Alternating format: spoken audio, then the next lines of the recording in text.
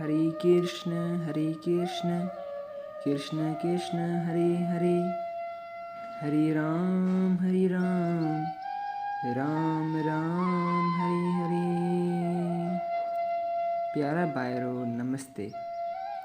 जीअं त तव्हांखे ख़बर आहे त असां श्री गुरु बालपुरी जीवन कथा जो आरंभ करे चुका आहियूं, जंहिंजा असीं 10 पार्ट कंप्लीट करे चुका आहियूं।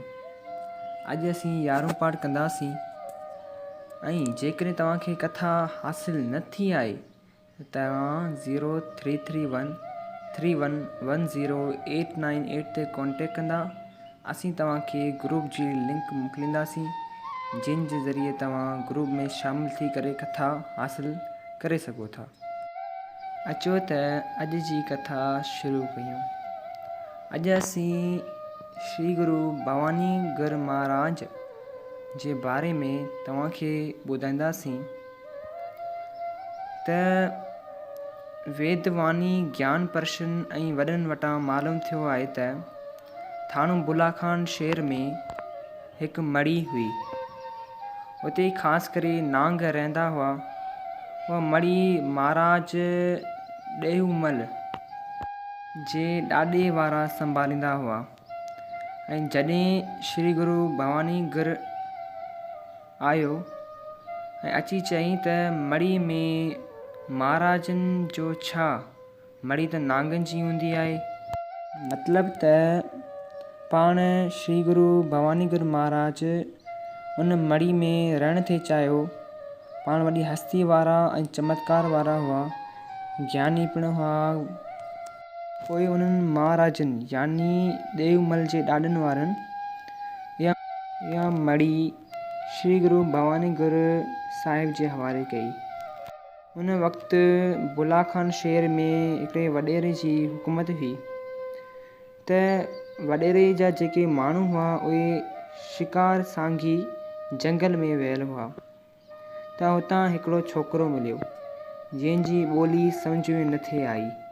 पोइ उहे माण्हू उन छोकिरे खे वॾेरे बुलाखान वटि वठी आया। वॾेरो बुलाखान तमामु होशियारु हो त उहो सम्झी वियो त हीउ छोकिरो हिंदू धर्म जो आहे। पोइ हुकुम कयऊं त हीउ छोकिरो अवां वञी श्री गुरु भवानी गर महाराज वटि छॾे अचो। पोइ इहो हुकुम मञी करे माण्हू उन छोकिरे खे गुरु साहिब वठी आया।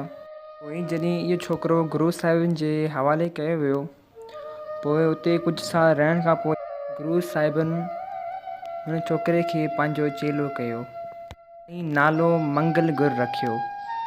श्री गुरु भवानी गर महाराज मंगल गुर खे काफ़ी सिख्या ॾिनी। गुरु मंगल गुर स्वामी पंहिंजे गुरु जी तमामु घणी शेवा कई। हिकु ॾींहुं गुरु खां मोकिलाए तीर्थ यात्रा लाइ पाण निकिता। तीर्थ कंदा पाण सां गॾु मोरियो गॾु हो, उन में पाणी विझंदा। पोइ काफ़ी समय खां पोइ जॾहिं गुरु मंगल गुरु वापसि आया थाणे बुलाखान में, पोइ पंहिंजे गुरु वटि विया। मड़ीअ जे ॿाहिरां दरवाज़ो ॾिनल हो। जॾहिं दरवाज़ो खड़कायो त अंदरां आवाज़ गुरु भवानी गुरु महाराज ॾिनो त केरु आहे। त गुरु मंगल गुरु महाराज चयो त मंगल आहियां। पोइ अंदरां गुरु भवानी गुरु वणायो त अगरि मंगल आई त दरवाज़ो पाणी खुलंदो। पोइ कुदरत मालिक जी दरवाज़ो पाणी खुली वियो। श्री गुरु मंगल गुरु महाराज अंदरि आया। गुरु मंगल गुरु छा ॾिसनि त गुरु काफ़ी कमज़ोर थी वियो आहे। मंगल गुरु महाराज गुरु जे चरणनि ते किरी पिया ऐं चवणु लॻा त ॾिसो, मां केतिरो समय यात्रा लाइ निकिरी वियुसि ऐं तव्हांजी शेवा न करे सघियुसि, तंहिं करे तव्हां कमज़ोर थी विया आहियो। गुरु वणायो त हीउ शरीर नासूनत आहे, ख़बर न आहे त केॾी महिल हलियो वञे। तंहिं करे हर वक़्तु नाम जो रस मूंखे तमामु घणो प्यारो लॻंदो हो, तंहिं करे मां नाम में मगन रहंदो हुउसि। सुबुह असर जो टाइम हो। पोइ गुरु मंगल गुरु भवानी गुर खे थाल में विहारे सनानु करायो। लंगूठो धोई पाणी वारो थाल पाण पी छॾियो। पंहिंजे शिष्य जे पारां गुरु एतिरो प्रेम ॾिसी ॾाढो प्रसन्न थिया ऐं सोचणु लॻा त हिन खे हाणे ज्ञान थी वियो आहे। पोइ आशीर्वाद ॾेई चयो त अरे मंगल अब गाम हमारा और नाम तुम्हारा रहेगा। गाम चइजे कम खे महिनत खे पर नालो मंगल गुल जो रहंदो। इहो आशीर्वाद ॾिनो ऐं पिणु चयो त मुंहिंजी समाधि गुरु बालपुरी आश्रम ते रखिजो। गुरु भवानी गुरु महाराज अॻ में ई घरनि ते तपस्या करे चिलो बि कढियो हो। गुरु भवानी गुरु महाराज जी वसियत मूजिबि देवलोक थियण खां पोइ संदि समाधि श्री गुरु बालपुरी आश्रम ते रखी वई ऐं 40 ॾींहं खां पोइ भंडारो साहिबु कयो।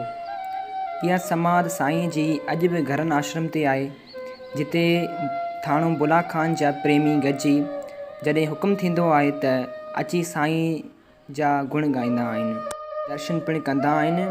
श्री गुरु भवानी गुरु महाराज घरनि ते तपस्या कई, चिला कढी। श्री गुरु भवानी गुरु महाराज खे श्री गुरु बालपुरी सां तमामु घणी मोहबत हुई, उन करे पंहिंजी समाधि उते रखाई। बोल श्री गुरु बालपुरी सिद्ध सवाई की जय। बोल श्री गुरु भवानी गुरु महाराज की जय। प्यारी सत्संग जी, असांखे उमेदु आहे त तव्हांखे इहा कथा ज़रूरु पसंदि आई हूंदी। जेकॾहिं आई आहे त ज़रूरु शेयर कजो। हाँ, हरि नाम जो सिमरन ज़रूरु। हरे कृष्ण कृष्ण कृष्ण हरे हरे, हरे राम राम राम हरे हरे। हिकु ॿी वेनती, जेकॾहिं तव्हांजे ॿारनि खे गुरमुखी सिखणी हुजे त असांजो चैनल यूट्यूब ते गुरमुखी लर्निंग सां आहे ऐं आउं पिणु लिंक शेयर कंदो आहियां ग्रुप में, जेके तव्हां ते टाइप करे उते सब्सक्राइब करे तव्हां वीडियो खे ॾिसी ऐं पंहिंजे ॿारनि खे ॾेखारे ऐं उनखे गुरमुखी सेखारे सघो था। धन्यवाद।